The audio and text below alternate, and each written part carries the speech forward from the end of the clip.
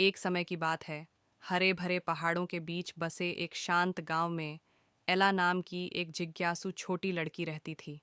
उसे जंगल की खोज करना बहुत पसंद था। हमेशा कुछ जादुई खोजने की उम्मीद रहती थी।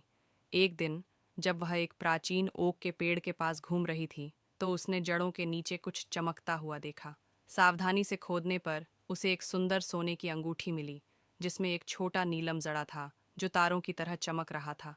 जैसे ही एला ने अंगूठी अपनी उंगली में पहनी, अचानक एक तेज हवा का झोंका उठा और वह खुद को एक अनोखी दुनिया में खड़ा पाया। हवा में तैरते द्वीप, चमकते फूल और रोशनी से बने जीव उसके चारों ओर थे। हवा में एक आवाज़ गूंजी, एला, तुम चुनी हुई हो। तुमने एटर्निस की अंगूठी को जागृत कर दिया है। अब तुम्हारी यात्रा शुरू होती है।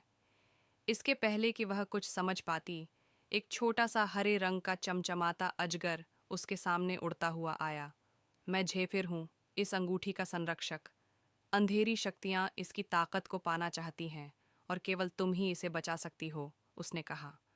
दृढ़ संकल्प और उत्साह से भरकर एला जेफिर के साथ जादुई जंगलों, सोने की नदी और तारों की धूल से बने पुलों को पार करती हुई आगे बढ़ी। उसने बात करने वाली लोमड़ियों, शरारती हवा के आत्माओं और बुद्धिमान पुराने उल्लुओं से मुलाकात की, जिन्होंने उसकी यात्रा में मदद की। अंत में वे शैडोवेल पहुंचे, जहां एक जादूगर मालग्रिन इंतजार कर रहा था। मुझे अंगूठी दे दो बच्ची, और मैं तुम्हारी दुनिया को छोड़ दूंगा, उसने फुसफुसाया। लेकिन एला जेफिर के साथ जानती थी कि वह अंधकार को यह शक्ति नहीं सौंप सकती। उसने अपनी आंखें बंद कर लीं और अंगूठी तेजी से चमकने लगी। प्रकाश की एक तेज किरण निकली, जिसने अंधकार को मिटा दिया और मालग्रिन को हमेशा के लिए बंद कर दिया। संतुलन बहाल होने के साथ जादुई दुनिया ने उसे अलविदा कहा और एक उज्ज्वल रोशनी में एला फिर से ओक के पेड़ के नीचे खड़ी थी।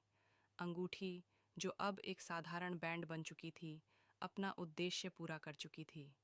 उसने आकाश की ओर देखा और मुस्कुराई, यह जानते हुए कि जादू सच में मौजूद है और उसकी यात्रा अभी समाप्त नहीं हुई थी।